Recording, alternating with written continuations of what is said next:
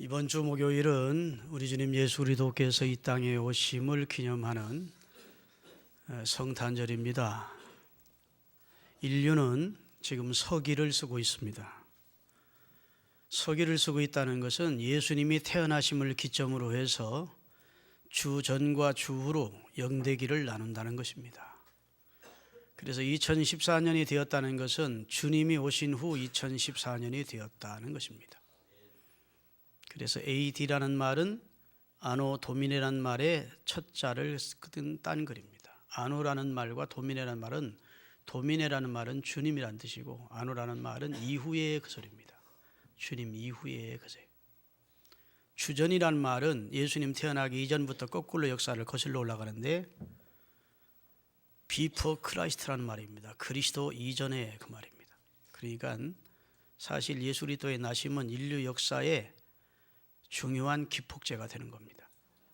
예수님을 기준으로 해서 연대기를 주전과 주후로 나누어 우리가 환산을 하고 있는 것이죠.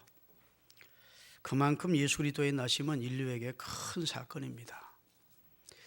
기네스북이라는 책이 있습니다. 성경 다음으로 인류에게 사랑을 받고 많이 팔리는 책입니다.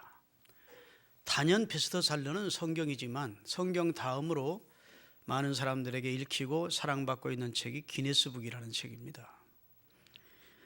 기록 광이었던 영국의 맥허가라고 하는 쌍둥이 형제로부터 1956년에 첫 출간이 되었습니다. 세계 최고의 기록만을 모아놓은 책입니다. 그래서 그 책이 출판된 후에 지금까지 약 50판의 인쇄본이 나왔고, 그리고 약 50여 개 국어로 번역이 됐다고 합니다. 그리고 약 1억 권이 팔려나가고 있다고 그래요. 그러니까 굉장히 많은 사람들에게 관심을 가지고 읽혀지는 책이 기네스북이라는 책입니다. 그리고 그 기네스북에 기록되어 있는 최고의 기록을 깨기 위한 도전이 지금도 계속되고 있습니다.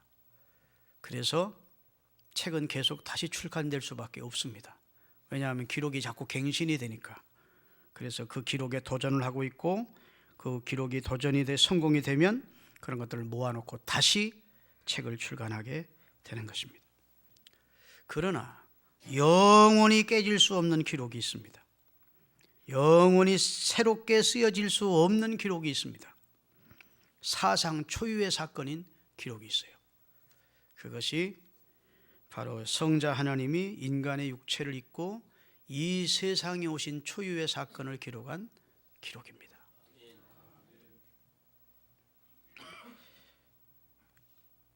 요한복음 1장 14절에 보면 말씀이 육신이 되어 우리 가운데 거하셨는데 우리가 그 영광을 보니 아버지의 독생자의 영광이요 은혜와 진리가 충만했다. 예수님을 가장 측근에서 모셨던 사도 요한의 고백입니다. 말씀으로 성경에 계시됐던 성자 하나님이 육신을 입고 이 세상에 오셨는데 그를 보니까 하나님의 영광으로 가득 차 있더라. 그 안에 은혜와 진리가 충만하더라. 할렐루야. 그가 이 세상에 육신을 입고 오셔서 우리 대신 형벌을 받으시고 우리의 죄를 대속해 주셨고 부활하시고 우리를 위한 나라를 준비하시고 그리고 천국에 입성하신 겁니다. 말씀이 육신이 되어 우리 가운데 거하셨다. 곧 성자 하나님이 육신을 입고 우리 가운데 거하셨다. 그게 어떻게 가능했느냐? 그건 과학적으로는 설명이 안 되는 초월적인 하나님의 역사입니다. 그러나 천지 창조를 믿는 사람이라면, 하나님이 말씀으로 천지를 창조하였다는 사실을 믿음으로 받아들이는 사람이라면, 하나님께서 육신을 입고 인생의 죄악을 속량해 주시려고 오셨다는 사건도 믿을 수밖에 없습니다. 그러니까 어떻게 그 일이 가능했느냐? 그것은 믿음으로 수용해야 되는 거예요. 초월적인, 경이적인 하나님의 놀라운 역사입니다. 근데 왜 그렇게 하셨느냐가 중요한 거예요. 왜 하나님이 육신을 입고 이 세상에 오셔서 우리 죄를 속량하시고 우리를 구원해 내셔야 됐었느냐? 왜? 성경에 보면 하나님이 세상을 이처럼 사랑하사 독생자를 주셨으니 이는 저를 믿는 자마다 멸망치 않고 영생을 얻게 하려 하십니다. 사랑하셔서 그랬대요. 우리를 사랑하셔서 우리에게 영생과 구원을 주시려고 하나님이 그 방법을 선택해서 말씀하신 대로 성육신하시고 말씀하신 대로 저주의 나무에 달려 우리 죄를 속량해내시고 우리를 구원해 주시려고 하나님의 아들이 성육신하신 겁니다. 어떻게는 믿음으로, 왜는 우리가 하나님의 사랑과 우리를 구원하시기 위한 하나님의 은혜의 사건이었음을 믿어야 됩니다. 할렐루야. 왜 이런 일이 일어나느냐? 한마디로 아까 말씀드렸듯이 하나님의 사랑이요, 하나님이 우리를 향한 은혜요, 하나님의 구원이요, 우리에게 주신 생명을 주시기 위한 영생의 목적이 있습니다. 하나님의 값없는 은혜입니다. 성자 예수님의 자발적인 희생입니다.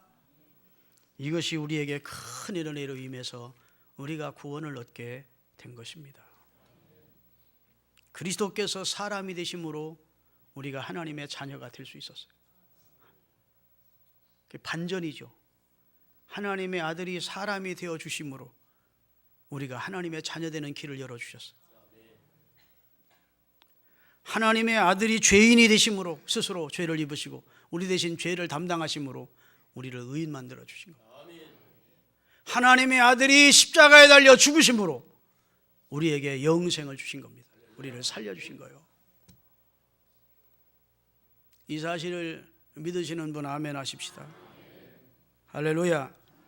그래서 그가 죽어주심으로 우리가 살게 되었고 그가 죄인 되심으로 우리가 의인이 되는 놀라운 은총을 우리가 힘입게 됐음을 믿으시기 바랍니다. 할렐루야. 예수님을 주로 믿는 것, 하나님을 창조주로 우리의 구원자로 믿는 것은 그 어떤 것보다 중요합니다. 여러분, 하나님을 믿는다는 사실은 매우 중요한 거예요. 적어도 천국을 믿는다면, 영생을 믿는다면, 그리고 지옥을 믿고 영멸한다는 사실을 알고 믿는 사람이라면 하나님을 믿는 것 이상으로 귀한 것은 없다. 그것보다 우선해야 될 일이 없다고요.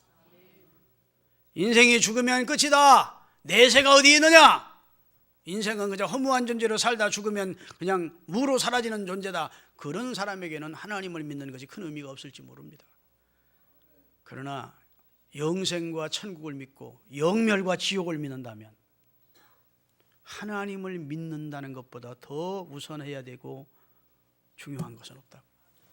왜? 하나님을 믿고 하나님이 하신 일을 믿어야 불언간 우리가 이 땅을 마치고 죽음에 이르게 될 터인데 천국과 영생에 참여하게 되니까 인생을 7, 80년으로 보지 않고 영원한 존재로 본다면 하나님을 믿는 것보다 더 소중하고 우선해야 될 일은 없는 거예요. 믿음은 어떤 의미에서 그 무엇보다도 중요한 겁니다. 소중한 거예요. 하나님을 믿는다는 것보다 더 소중하고 우선적인 것이 없다는 사실을 시인하시는 분은 아멘 하세요. 여호와를 경외하는 것이 지식의 근본이고 하나님을 아는 것이 지혜와 명철의 첫걸음이거든. 우리 삶의 제1순위가 하나님을 믿는 겁니다. 그럼에도 불구하고 하나님을 믿는 것을 제1순위에 둬야 되는데 제3순위, 제4순위, 제5순위에 두고 믿어도 좋고 안 믿어도 그만인 것처럼 생각하는 사람이 있다면 바로 그 사람을 하나님을 믿는 것이 가장 우선하고 최고의 것이라고 일깨워주기 위해서 하나님은 하나님을 믿도록 그를 깨우치시고 고난의 풀무 속에 넣어서 그를 겸손케 하시고 그로 하여금 하나님을 알고 믿게 해주시는 것이 하나님의 은혜입니다. 이 방법이 하나님의 사랑 아닙니까? 정말 하나님을 믿는 것이 최고로 중요하다면, 그런데도 하나님을 믿는 것을 중요하게 생각하지 않고 사는 사람이 있다면 하나님이 그 사람을 깨우쳐줘야 되잖아요. 깨우쳐주기 위하여 어떤 사람은 고난의 풀무 속에 던지기도 하고 질병에 던지기도 하고 사업의 어려움을 던지기도 해서 겸손케 해고 가난하게 문제 만나게 해서 하나님 앞에 자신을 깨닫고 믿음이 이렇게 소중한 것을 깨우쳐서 새로운 가치관을 가지고 살게 하시는 하나님의 은혜라면 그게 하나님의 사랑입니까? 저주입니까? 하나님의 사랑이죠. 가난이 하나님의 사랑일 수가 있고 질병이 하나님의 사랑일 수가 있고 사업의 부도가 하나님의 사랑일 수가 있는 겁니다. 그걸 깨우쳐주기 위한 하나님의 섭리 가운데 역사한 하나님의 역사라면 소중하지 않은 것을 소중하게 여기는 사람을 깨우쳐서 진짜 소중한 것을 알도록 찾도록 가지도록 이끄시는 하나님의 역사라면 하나님이 잘못하는 게 아니죠. 무슨 말인지 알아들으십니까? 소중하지 않은 것을 소중한 것처럼 여기고 진짜 소중한 걸 모르는 사람에게 진짜 소중한 것이 무엇인지를 일깨워주기 위해 하나님이 사랑으로 그 사람을 다루신다면, 깨우쳐 주신다면, 할렐루야, 압박을 통해서든지 어떤 깨우침을 통해서든지 그 사람을 바르게 깨우쳐 주신다면 그것은 하나님의 사랑의 은혜입니다. 할렐루야. 믿음이 소중한 것을 알면서도 믿음으로 살지 않는 사람을 믿음으로 살도록 하기 위해서 그를 고난의 풀무 속에 넣기도 하고 그를 하나님께서 여러 가지 압박을 통해서 믿음으로 사는 사람으로 만드신다면 하나님이 잘못하시는 것 아닙니다. 하나님이 잘하시는 겁니다. 아멘. 우리는 우리 생각대로 우리 뜻대로 돼야 하나님 날 사랑하는 걸 생각하는 엄청난 착각을 하고 있습니다. 그렇지 않아요. 무지한 우리를 깨우쳐 주시고 소중하지 않은 것을 소중하게 생각하고 사는 우리에게 소중한 것을 알도록 가르쳐 주시고 믿음이 얼마나 소중한지를 가르쳐 주기 위해서 하나님이 우리를 다루신다면 거기에는 하나님의 놀라운 은혜가 있고 사랑이 있는 것입니다. 우리가 잘 생각해야 합니다. 잘 판단해야 합니다. 내 뜻대로 안 된다고 해서 하나님 날 미워하거나 날 버리셨다고 생각하는 것은 어리석은 생각이에요. 믿음이라고 하는 것은 세상 사람들이 말하는 신념이나 확신 따위를 믿음이라고 생각하면 안 됩니다. 하나님과의 나와의 바른 관계가 믿음입니다. 우리 기독교에서 말하는 믿음은 성삼위 하나님과 우리의 바른 관계를 정립하는 겁니다. 이 땅의 모든 관계는 다 수평적인 관계입니다. 부모 관계, 자식 관계도 수평적인 관계, 이웃 관계도 수평적인 관계, 대물 관계도 수평적인 것이고, 그렇죠? 대세상과의 관계가 다 수평적인 것이에요. 그러나 오직 한 가지 하나님과의 관계만 수직적인 관계입니다. 하나님과 나와의 관계가 이게 수직적인 관계예요. 이 수직적인 하나님과의 관계를 바르게 정립하는 것, 그것이 참 신앙입니다. 할렐루야. 우리가 하나님을 믿는다고 하는 것을 일반 세상 사람들이 생각하는 개념으로 받아들이면 안 돼요. 신이 있다거나 신이 없다거나 신은 존재한다거나 이런 정도의 이야기가 기독교 신앙이 아닙니다. 적어도 우리가 믿는 신앙 고백은 전능하사 천지를 만드신 하나님을 믿습니다. 그 외아들 우리 주 예수 그리스도를 믿습니다. 그는 성령으로 잉태되셨음을 믿습니다. 할렐루야. 우리를 구원하시기 위해서 십자가에 달려 죽으셨고 3일 만에 부활하심을 믿습니다. 할렐루야. 마지막 날 심판주로 오실 것도 우리가 믿습니다. 다시 말해 우리가 하나님을 믿는다는 것은 막연히 저 하늘님을 믿는 게 아닙니다. 신은 있겠지 그러면서 막연한 신에 대한 존재감을 인정하는 것이 아니라고요. 기독교에서 말하는 신앙은 그리스도를 통해서 우리를 구원해 주신 하나님을 믿는 겁니다. 십자가 사건을 통해서 우리를 살려내신 하나님의 사랑을 믿는 겁니다. 할렐루야. 십자가를 통해서 이해를 하는 겁니다. 하나님을. 오늘 본문 바울도 그런 얘기예요. 자기 아들을 아끼지 아니하고 우리를 위해서 내어주시니가 그 사랑이 하나님이라면 다른 것은 아끼겠느냐. 우리를 의롭다 하시니가 하나님이신데 누가 우리를 정죄할 자가 있겠느냐. 할렐루야. 하나님이 최고의 판단자이고 심판자이고 하나님이 최고로 큰 사랑을 가지고 우리를 구원하신 분이고 우리 편인데 하나님이 내 편인데 누가 우리를 대적할 자가 있겠느냐. 사도 바울이 지금 누구를 통해서 하나님을 느끼는 겁니까? 예수 그리스도를 통해서 하나님을 느끼는 겁니다. 그리스도를 십자가에 달리셨게 하지 하서 우리를 구원하시고 사랑하신 그런 사랑의 하나님, 그런 은혜의 주님이라면 다른 무엇은 아끼겠느냐. 할 말이 없다는 것입니다. 따라합시다. 이 일에 대하여 우리가 무슨 말을 하리요? 너무 큰 사랑이기에 할 말이 없다는 겁니다. 할 말을 잃은 겁니다. 미리 정하신 그들을 또한 부르신 그들을 의롭다 하시고, 의롭다 하신 그들을 또한 영화롭게 천국까지 들어가게 하시는 하나님의 사랑을 알고 나니까 이 일에 대하여 우리가 무슨 말을 할 수가 있겠느냐? 너무너무 큰 사랑을 경험하고 나니까 입이 딱 막힌다 그 말입니다. 이야, 하나님의 사랑이 이렇게 크구나 하는 걸 느꼈다는 겁니다. 오늘 본문 첫 절을 띄워주세요. 자, 미리 정하신 그들을 또한 부르시고 그랬어요. 여러분과 저를 미리 정해 두셨다가 불렀습니다. 사도 바울을 다메섹에서 부르기는 했지만 정하기는 어느 때부터 정했어요? 그를 모태에서부터 이미 택정했대요. 그가 그렇게 고백합니다. 그리고 자기 일생을 지내놓고 보니까 골로새서 1장에 하나님이 내게 주신 경륜이 있었다는 거예요. 경륜이란 말은 자기 삶 전체가 하나님의 장중 안에 있었다는 거예요. 예수님을 핍박하는 때에도 하나님은 자기를 사랑해 주셨고 그때 선택해 주셨다는 거예요. 따라합시다. 영생을 주시기로 작정된 자는 다 믿더라. 하나님 우리를 작정하셨다가 미리 정해 주셨다가 우리를 부르셨다고. 부르신 그들을 또한 예수님을 통해 의롭다고 하셨다. 우리 죄를 예수님이 담당하시고 죽어주심으로 그를 믿는 자를 의롭다 하신다. 의롭다고 하신 우리를 그냥 방치하시는 게 아니라 천국에서 영화롭게 해주시기까지 하신다. 그런 은혜를 입은 우리 입장에서는 할 말이 없다는 겁니다. 이 일에 대하여 우리가 무슨 말을 할 수 있으리요?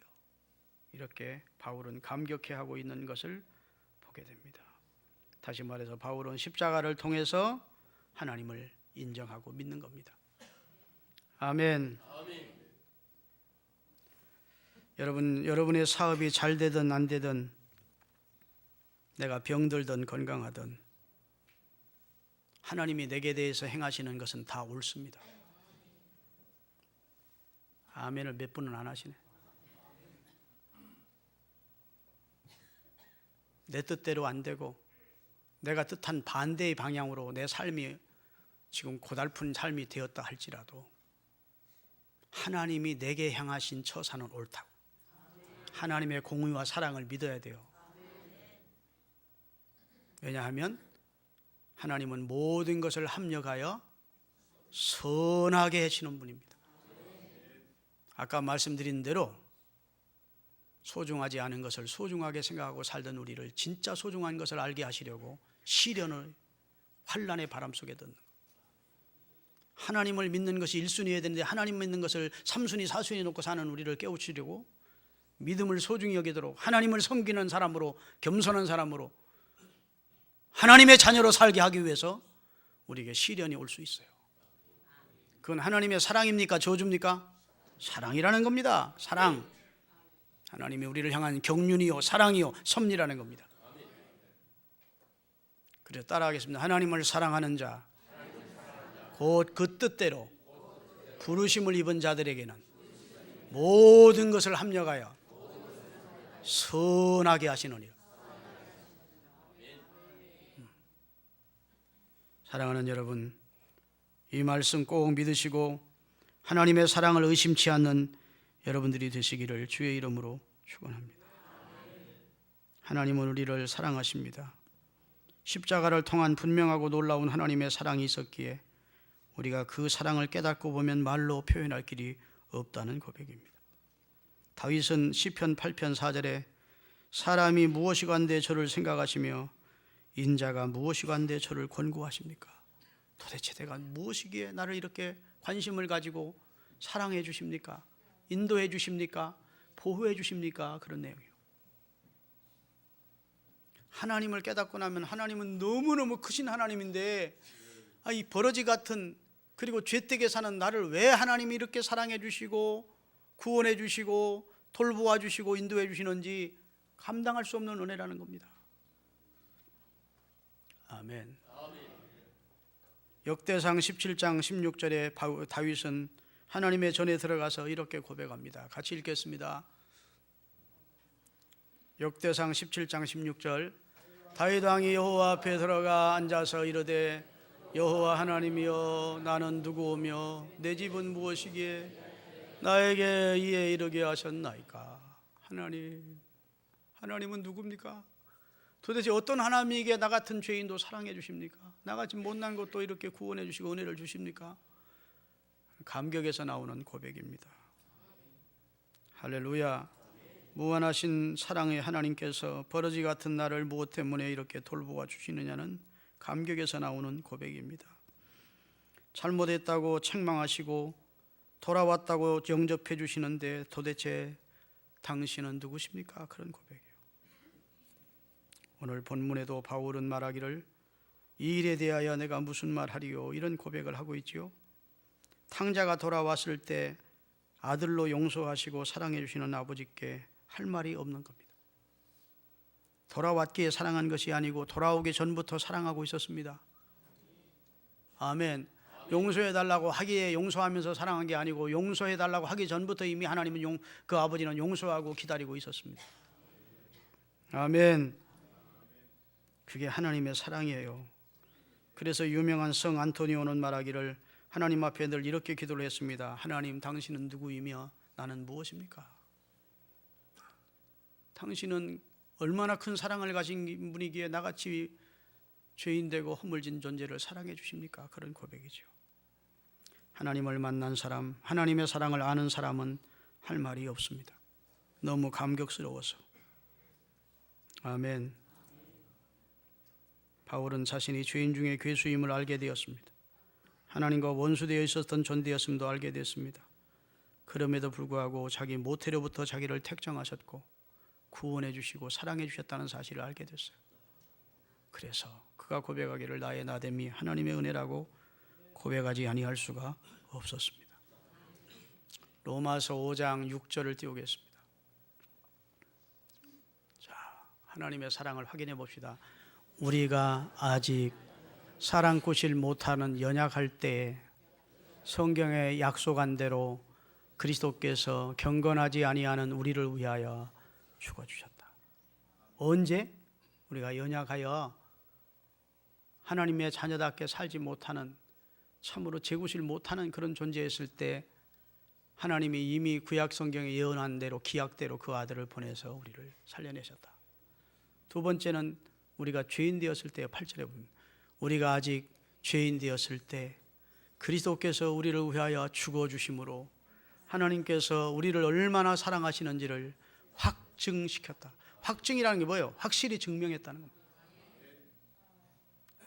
우리가 의롭게 살 때, 우리가 사랑꾸시라 살 때 하나님 우리를 사랑한 게 아니고 우리가 죄인 되었을 때 하나님 우리를 사랑해서 그 아들을 통해 우리의 죄를 담당하게 하심으로 하나님이 우리를 얼마나 사랑하는지를 확증시켰다. 자, 보륨을 하나 더 높이는 겁니다. 자, 연약할 때보다 죄인 되었을 때가 더 보륨이 높아요. 그 다음에 하나님과 원수 되었을 때, 곧 우리가 하나님과 원수로 살 때 하나님은 그의 아들의 죽으심으로 말미암아 하나님과 우리를 화목하게 하시고 화목해 된 자로서는 더욱 그의 살아나심으로 말미암아 우리를 구원하시려고 부활까지 시켜주셨대요. 우리가 연약할 때, 죄인 되었을 때, 하나님과 원수 되어 살 때, 그때도 이미 하나님은 우리를 사랑하고 있었다는 거예요. 그리고 작정된 자를 때가 되매 부르고 부르신 자를 의롭다 하시고 의롭다 하신 우리를 영화롭게 해주기 위해서 인도해 가시는 하나님의 사랑을 알게 된 것입니다. 오늘 본문에 있는 말씀은 로마서의 주제예요. 의롭다 하시는 하나님의 사랑을 말하고 있습니다. 죄인으로 우리를 사랑하는 것이 아니고 우리를 의인으로 사랑해 주시는 거예요. 아멘. 의롭다 하시고 사랑해 주시는 거예요.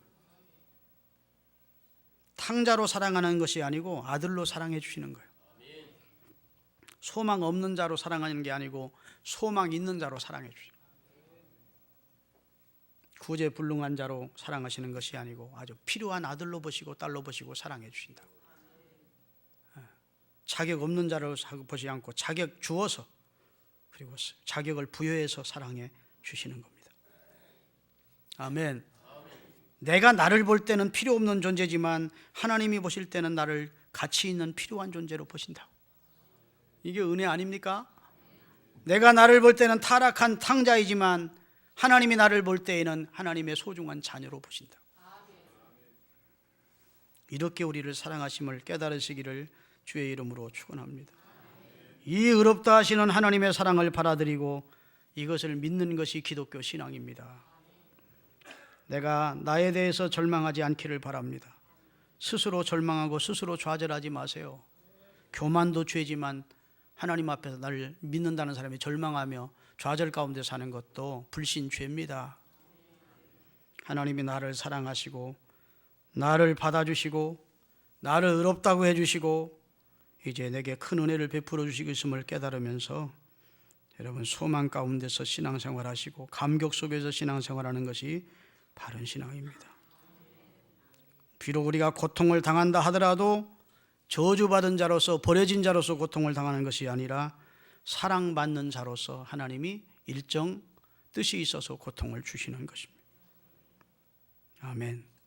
지금 이 자리에 앉아 계신 우리 권병열 권사님이 87세신데 지난 금요일 날 같이 식사를 하면서 이런 얘기를 쭉 하세요. 목사님, 내 일생이 하나님의 인도였습니다. 고통 주었는데도 나는 그때 깨닫지를 못했었습니다. 하나님은 여러 명으로 나를 일깨워 주시고 내 가정에 사인을 보내주셨는데 하나님이 사랑한다는 사인을, 하나님께로 돌아오라는 사인을 보내주셨는데 그때는 몰랐습니다. 그리고 주님을 영접하고 나니까 모든 것이 하나님의 경륜이었고 섭리였고 은혜였고 사랑이었음을 알았습니다. 87세 되신 분이 고백하면 사실이지. 아멘. 그러니까 예수 믿는 사람은 형통만 복이고 그 다음에 내 뜻대로 되는 것만 복이고 그게 아니에요. 하나님이 나를 향하신 경륜은, 섭리는 깊고도 오묘합니다. 그래서 내가 비록 실패했다 할지라도 하나님이 저주하셔서 실패한 것이 아니라 하나님의 사랑 안에서 이루어지는 하나님의 사건임을 알아야 돼요. 하나님이 하나님의 뜻이 있어서 경륜이 있어서 새롭게 하시고자 하시는 하나님의 계획이 있어서 내게 온 사건임도 알아야 됩니다. 이 사실을 깨달은 바울은 환난이나 곤고나 핍박이나 기근이나 위험이나 칼이나 그 어떤 것이라도 하나님이 날 사랑한다는 사랑에서 끊을 수 없다. 하나님이 날 사랑하는 건 변함없다는 거예요. 환난이 와서 내가 하나님이 날 미워하는구나 생각하지 않는다는 겁니다. 곤고가 왔다고 하나님이 나를 버린 게 아니라는 거예요. 환난이나 핍박이나 곤고나 어떤 무엇이라도 하나님의 사랑 안에서 이루어지는 것임을 고백하고 있습니다. 사도 바울은 또한 십자가 안에서 모든 것을 보았는데 아들을 아끼지 아니하시고 우리를 위해서 내어주시니가 아들과 함께 모든 것을 은혜로 주지 않겠느냐고 고백을 하고 있습니다. 할렐루야. 아들까지 주시니 하나님. 자, 그러면 고린도후서 6장 1절을 띄우겠습니다. 이런 하나님의 은혜를 헛되이 받으면 안 돼. 다 같이 읽겠습니다.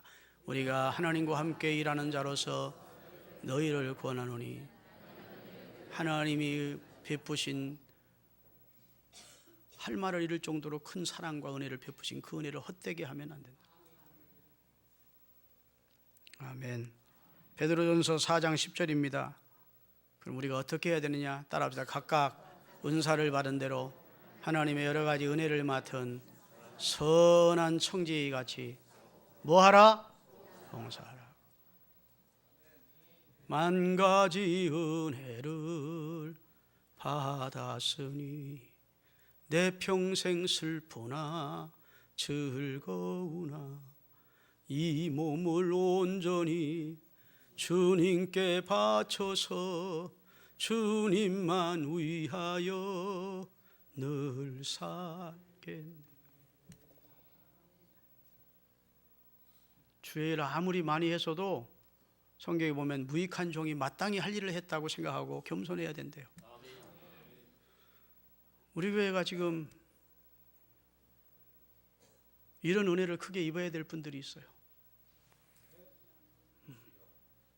봉사를 기쁘게 하질 않는 거야. 봉사를 장로님들이 하라. 장로님들 그런 봉사 다 거쳐서 장로님 되는데 장로님들이 하래. 자기는 운전대로 안 하겠다. 차량 봉사 안 하겠다. 하지 마세요. 하지 마세요. 짜증하면서 할 바에는 본인에게 축복도 안 되고 은혜도 안 되니까 하지 마세요. 내게 베푸신 은혜에 감격해서 생명을 주신 그 은혜가 감사해서 할 말을 잃을 정도고 감격해서 해야 본인에게 축복이야. 교인들 소송 안 하면 그분들이 가까운 교회로 나가든 다른 차량에서 오시면 돼. 불평하면서까지 할 거 없어요. 또 그분들이 안 하면 다른 분들을 하나님이 일으키셔서 하게 하셔. 축복받으려면 불평하며 하면 안 돼. 여러분, 성경 한번 보겠습니다. 누가복음 10장 38절에서 42절. 그들이 길 갈 때 예수께서 한 마을로 들어가시매 마르다라 이름하는 한 여자가 자기 집으로 영접하더라. 그에게 마리아라는 동생이 있으니 주의 발치에 앉아 그의 말씀을 듣더니 마르다는 준비하는 일이 많아 마음이 분주한지라. 예수께 나와 이르되 주여 내 동생이 나 혼자 일하게 하는 것을 생각하지 아니하시나이까. 그를 명하사 나를 도와주라 하소서. 주께서 대답하여 이르시되 마르다야 마르다야 내가 많은 일로 염려하고 근심하나 몇 가지만 하든지 혹은 한 가지만이라도 족하니라. 마리아는 좋은 편을 택하였으니 빼앗기지 아니하리라. 예수님 초청해 놓고 섬기면서 불평하는 거예요. 그러니까 주님이 왜 그러냐. 예수님은 자기가 초청해 놓고 부엌에 들어가 섬기다가 갇힌 동생이 도와주지 않으니까 짜증을 내며 불평하며 하니까 예수님께서 그런 좋은 편을 택한 게 아니라는 거예요. 내게 그 은혜가 안 되는 행동을 한다는 거예요. 여러분, 오늘 말씀을 은혜로 받으셔야 됩니다. 하나님 앞에 우리는 할 말이 없을 만큼 큰 은혜로 그의 은혜로 구원을 받았어요. 기쁨으로 봉사하든지 그렇지 않으면 그 일에서 손을 딱 떼고 하나님 앞에 기도를 하세요. 다시 기쁜 마음, 감사하는 마음이 일어나거든 그때 봉사하시면 돼요. 본인에게도 은혜가 안 되고 교회도 축복이 안 되니까. 믿습니까? 주의 일은 언제나 기쁜 마음으로 하세요. 자원하는 마음으로 하세요. 그래야 본인에게도 교회에도 위기고 축복입니다. 따라합시다. 너무 큰 은혜를 입어서 할 말이 없는 입장에서 하나님 앞에 감격스럽게 봉사하리라. 기도하시겠습니다.